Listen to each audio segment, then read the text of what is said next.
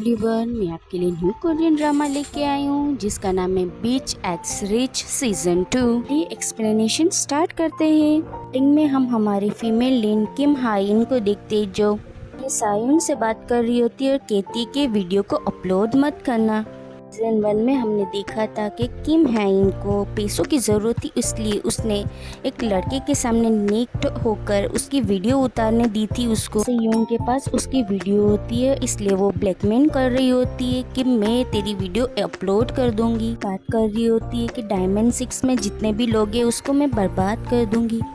किम हाइन कहती है कि मैं तो डायमंड 6 में नहीं हूँ, मेरा उनसे कोई मतलब नहीं, इसलिए मेरा वीडियो मत अपलोड करो। कहती है कि मैं तुम्हारे पास आती हूँ। सियोन ने कह दिया था कि मैं स्कूल की छत पर हूँ, स्कूल में नहीं आओगी तो मैं वीडियो अपलोड कर दूंगी।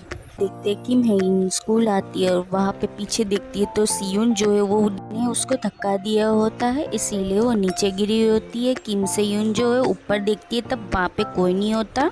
जो है वो उसे देखकर रोने लगती है और उसे नहीं पता कि मुझे क्या करना चाहिए। थोड़ी देर बाद पुलिस वाले आते हैं बॉडी को ले जाने के लिए।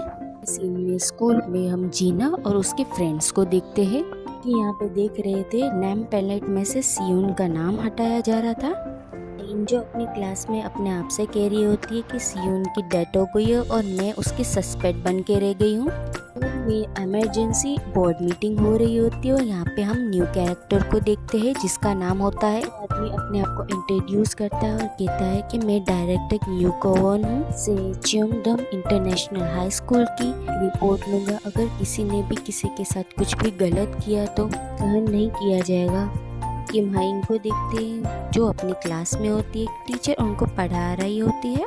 फिर डिटेक्टिव आते हैं तो टीचर उनसे मिलने जाते हैं तो किम हाइन को बाहर बुलाया जाता है कि तुम बाहर आना। सब स्टूडेंट जो है किम हाइन को देख रहे होते हैं और कहते हैं कि ये तो टेरिबल है, ये तो साइको है, ये तो सियोन को छत से धक्का दिया था, ये ऐसा कैसे कर सकती है।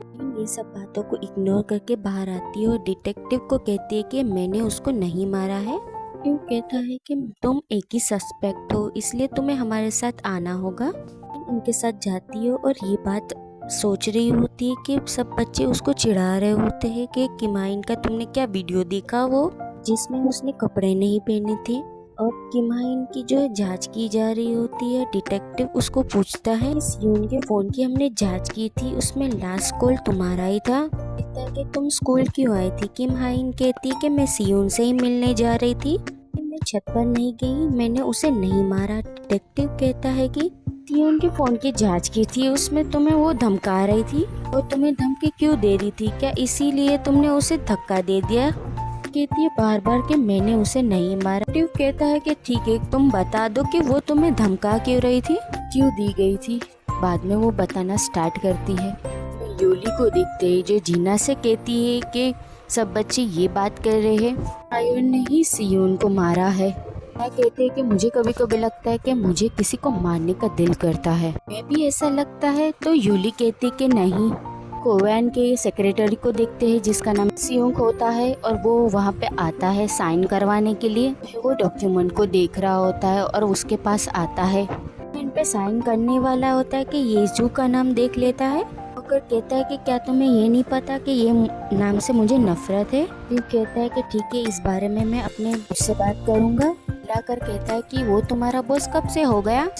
यू सियोन जो है वो केस के बारे में बात करने लग जाता है। सियोन कहता है कि आपने जैसा कहा था हम वैसा ही करेंगे, ऐसा लिख देंगे कि इस लड़की ने सुसाइड किया था, इसके रूप में एक लड़की भी है हाइन है, वो अगले साल ही आई थी, इनकी मौत हो गई थी, तभी उसी साल वो इस स्कूल में एडमिशन हुआ था।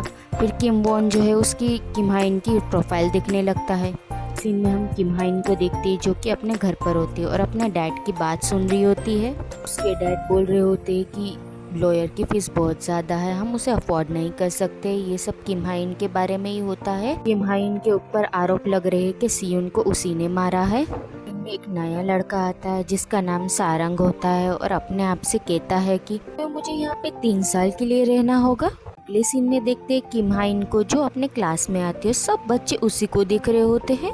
वो अपनी बुक ओपन करती है तो उसमें आर्टिफिशियल छिपकली होती है। देखकर वो डर जाती है और चिल्लाने लगती है।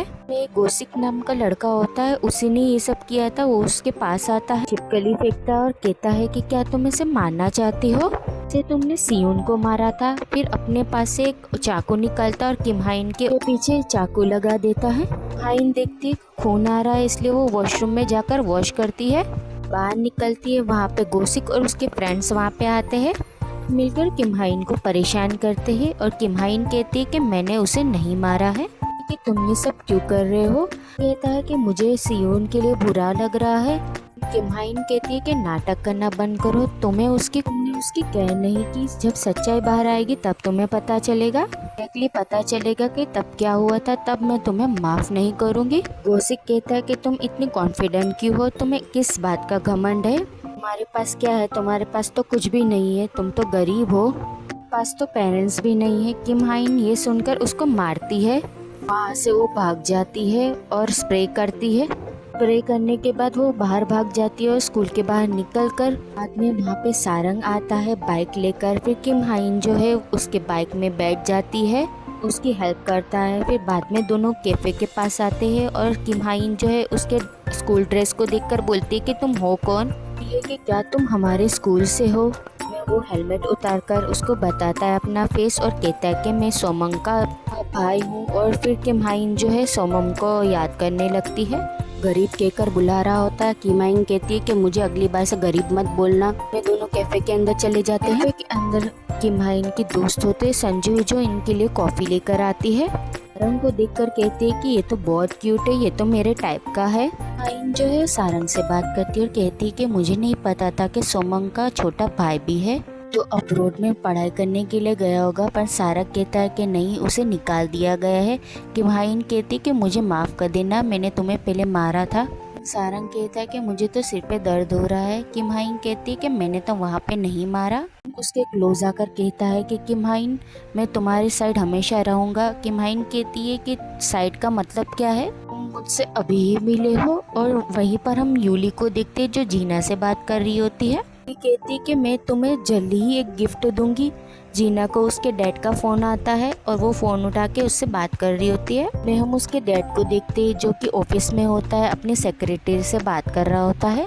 जो है वो भी आ रही होती है ऑफिस में और उसका मैसेज आता है और उसकी मॉम कहती है कि क्या तुम ठीक हो। जो है अपने डैड के पास आती है और कहती है कि आपको मेरा क्या काम था। उसका डैड बोलता है कि मैं तो तुम्हारी मम्मी को डिवोर्स देने वाला हूँ। टीना कहती है कि आप हमारे साथ ऐसा नहीं कर सकते, क्या मैं आपकी बेटी नहीं हूँ। जो है वो डिप्रेशन में चली गई है और उसका डैड बोलता है कि क्या तुम्हें लगता है कि इसकी वजह मैं हूँ, मेरा कोई फॉल्ट नहीं है। जीना कहती है कि उस टीचर में आपको क्या दिखता है, उसमें ऐसा क्या है, कुछ भी नहीं है, वो एक सिर्फ कॉन्ट्रैक्ट टीचर है, मैं उसके बच्चे को मैं मार दूंगी। जीना का डैड जीना को एक थप्पड़ मारता है। उसका डैड कहता है कि वो हमारे ग्रुप का उत्तराधिकारी होने वाला है, तुम क्यों लाइन क्रॉस कर रही हो। कहती कि लाइन तो आप क्रॉस कर रहे हो, ये कहकर वहाँ से चली जाती है। आइन जो है अपने घर पर जा रही होती है और साथ में आते हुए देखती है एक आर्टिकल को जो कि जीना के पेरेंट्स के बारे में ही होता है। यहीं पर वो जीना को देखती है जो कि टैक्सी को बुला रही होती है। जीना जो है रोड पर आकर टैक्सी को रुकवा रही होती है और वहाँ पे किम हाइन आती है और उसको साइड में लेकर आती है और कहती है कि तुम्हें क्या हुआ है, तुम ठीक हो ना, क्या तुम मरना चाहती हो। कहती है कि मेरी मॉम जो है वो फ़ोन पिक नहीं कर रही है, मुझे जाना होगा। बाद में दोनों जो है वो टैक्सी में जा रहे होते हैं। टैक्सी में आके पेरेंट्स की बातें चल रही होती है। किम हाइन कहती है कि इसे बंद कर दो, ड्राइवर जो है वो बंद कर देता है। जीना जो है किम हाइन को ही देख रही होती है। जीना जो है होटल में आती है, किम हाइन उसको बुला रही होती है पर जीना जो है वहाँ से चली जाती है। अपने मॉम को देखती है, उसकी मॉम जो है वो शराब पी रही होती है और वहाँ पे आके उसका ग्लास तोड़ देती है और कहती है कि आपके लिए शराब तो ज़्यादा अच्छी नहीं है, कहती है कि आज के बाद आप शराब नहीं पियोगी। उसकी मॉम कहती है कि मेरे पास तो बहुत ज़्यादा पैसे हैं। कहती कि ये पैसों के बारे में नहीं है, आपने ऐसा क्यों किया, आपने मेरे बारे में भी नहीं सोचा। उसकी मॉम कहती है कि मुझे माफ़ करना, मैं तुम्हें प्रोटेक्ट नहीं कर पाई, तुम मेरी जैसी मत बनना, हमारा जो है वो तुम्हें लेना ही होगा। जीना कहती चिंता मत कीजिए, मेरा जो सब कुछ है वो मैं सब ले लूँगी। मैं जीना जो है वो बाहर आती है, वहाँ पे किम हाइन होती है जो उससे बात करना चाहती है। जीना के डैड जीना को लेने आते हैं, फिर वहाँ से जीना बिना बात किए चली जाती है। अपने आप से कहती है कि मैंने खामखा इसकी चिंता की, मुझे ऐसा नहीं करना चाहिए था। सीन में हम यूली को देखते हैं जो जीना से कह रही होती है और उसको आर्टिकल दिखाती है। ये आर्टिकल में लिखा है कि तुम्हारी मॉम को मेंटल हॉस्पिटल में डाला है। तो जीना कहती है कि ऐसा कुछ नहीं है, ये सब रूमर्स है। वो कहने लगती है कि तुमने भी एक रूमर फैलाया था, मेरा बीएफ जो है वो जिन हेइन के साथ नाइट स्पेंड किया था।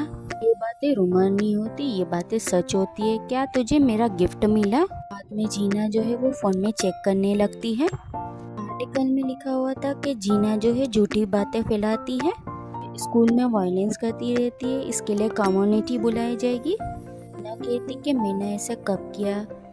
कहती कि वो आर्टिकल मैंने पोस्ट किया था। हमारे कई सीक्रेट्स होते हैं। जीना उसके पास आती है और कहती है कि हमारा एक सीक्रेट मेरे पास है, मुझे पता है कि हेइन को धक्का किसने दिया था। ये बात सुनकर यूली जो है वो चुप हो जाती है क्योंकि उसे पता था कि उसने ही किया है। हेइन जो है वो क्लासरूम में आती है और एक लड़की बोलती है कि तुम यहाँ पे क्या कर रहे हो, तुम्हारे डैड जो है वो टीचर रूम में है। हेइन जो है वो भागकर टीचर रूम में आती है और उसके डैड जो है वो घुटनों पे बैठे होते हैं। टीचर से कहते हैं कि ऐसा मत करो, मेरे बेटी को एक और मौका दे दो। हेइन जो है अपने डैड के पास आती है और कहती है कि ऐसा मत करो। टीचर उसके पास आती है और ये कहती है कि तुम्हें क्या लगता है कि तुम्हें ऐसा करने से तुम्हारे साथ कुछ नहीं होगा, तुम्हें जल्दी ही स्कूल से बाहर निकाल दिया जाएगा, इन्हें टेकने से कुछ नहीं होगा। बाद में इसके सिर पर फिंगर मार रही होती है और कहती है कि तुम्हारी मॉम कहाँ पे है।